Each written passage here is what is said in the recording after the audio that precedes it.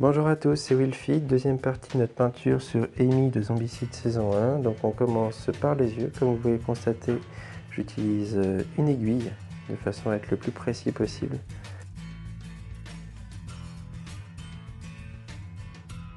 Donc pour moi, j'ai commencé par le Dead Black au niveau des paupières. Ensuite, j'ai décidé d'appliquer le blanc pour du coup pouvoir faire la délimitation des yeux.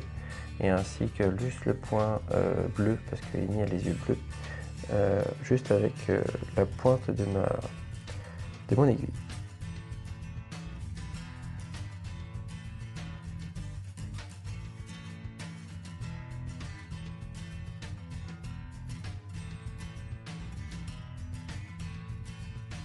Sur la ceinture, Amy a des petites plaques de métal, donc j'ai utilisé le plate métal pour peindre ces zones.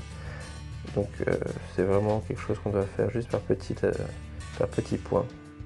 Vous pourrez également l'utiliser cette technique pour le cou, pour les points qu'elle aura autour de son collier.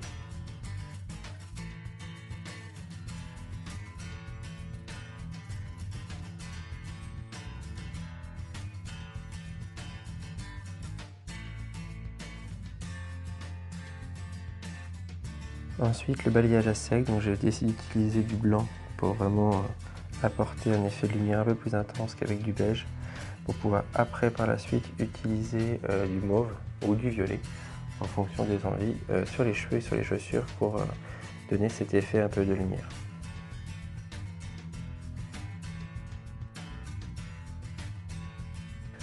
Comme vous pouvez le constater, j'ai décidé d'utiliser aussi le balayage à sec sur le sac à dos et sur le sabre. Le sabre, vous savez très bien pourquoi c'est vraiment pour donner un effet de tranchant à votre sabre, et aussi du coup sur le sac pour apporter un effet de lumière aussi. Après le balayage à sec, j'ai décidé d'utiliser du Alien Purple sur les zones éclaircies de mes bottes pour vraiment donner des nuances noires, mauves sur ces chaussures, comme on peut le voir d'ailleurs sur la fiche héros. Voilà, donc laisser sécher mais très légèrement et après tapoter avec du sopalin pour retirer l'excédent de mauve sans tout retirer. Voilà, avec ces techniques là, je trouve que le résultat est plutôt sympa. Voilà le résultat sur les bottes. Et on va pouvoir du coup enchaîner sur les cheveux. Donc pareil pour les cheveux, même technique.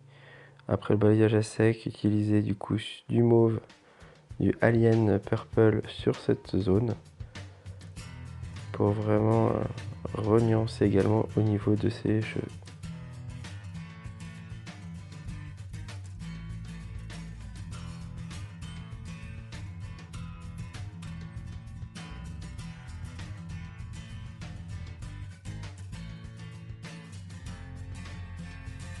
Ensuite, j'ai décidé d'utiliser du gris ciel sur le côté tranchant de mon sabre pour intensifier cet effet.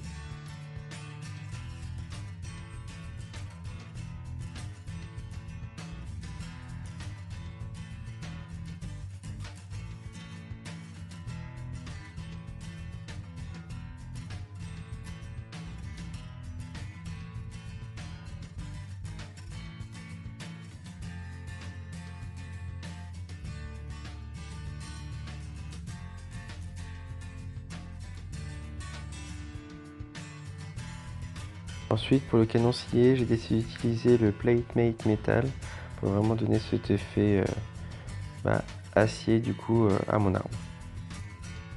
Ensuite, pour le manche de mon canon scié, également, je vais utiliser le Laser Brown, histoire de vraiment donner un côté marron sur cette arme.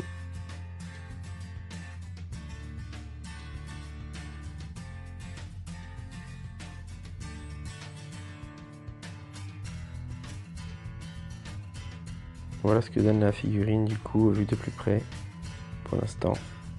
Tout n'est pas fini mais je trouve que le résultat est plutôt pas mal.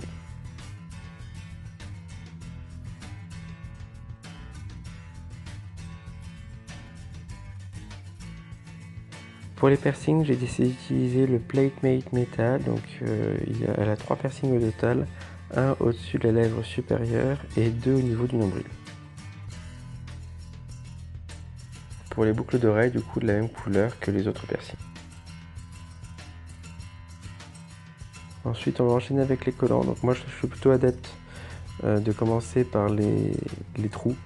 Donc j'ai fait tous les contours des trous pour commencer. Et quand vous avez fini avec les trous, là je vous conseille d'enchaîner avec les barésilles. Alors les barésilles sont vraiment pas faciles à faire. Moi je l'ai fait d'une autre manière. Je trouvais que avoir des traits vraiment droits, même avec une aiguille, pour moi je trouve que c'est impossible. Alors si quelqu'un arrive à trouver une technique, vraiment j'apprécierais vraiment de la voir parce que ce serait vraiment top à pouvoir faire de A à Z. Mais voilà, je trouve que sinon cette technique est plutôt pas mal.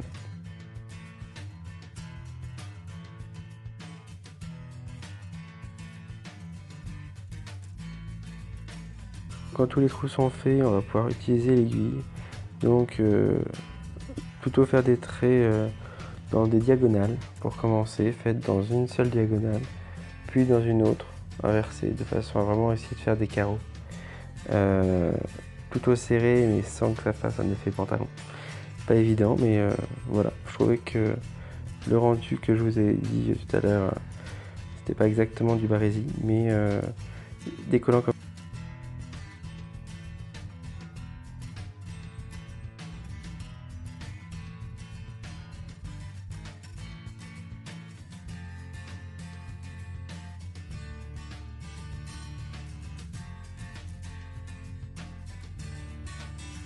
Donc comme je l'ai dit, la seule difficulté pour les bas, ça sera vraiment les traits réguliers et droits. En termes d'épaisseur, c'est vrai que même ça, c'est pas vraiment évident à gérer. Mais voilà, si vous prenez un petit peu de temps et vous faites, comme je vous ai dit, des diagonales dans un sens et dans l'autre, vous devriez avoir un résultat relativement similaire. Évitez de faire trop frotter l'aiguille sur les côtés. Utilisez vraiment que la pointe. Ne faites pas glisser tout le long de l'aiguille parce que les traits seront beaucoup trop grossiers pour que ce soit réaliste.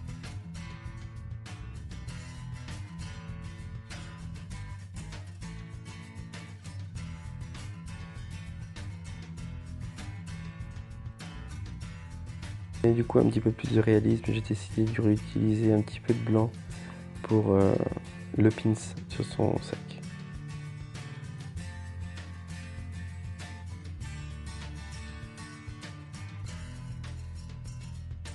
Voilà, donc là c'est les dernières retouches. J'ai décidé de remettre un petit peu de Alien Purple sur mes chaussures.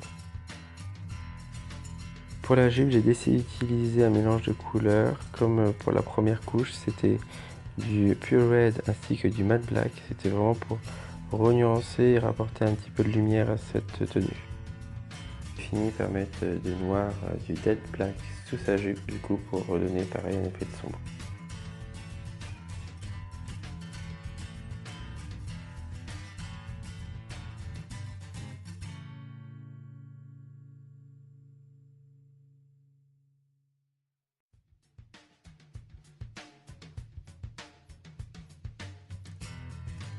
Voilà, le tuto de Amy Zombicide saison 1 est terminé. J'espère que cette vidéo vous aura plu, que vous aurez appris des choses. Voilà, donc c'était un tuto spécial Amy Zombicide saison 1. Le but était de se rapprocher de la fiche héros le plus possible. Voilà, merci à tous et à bientôt.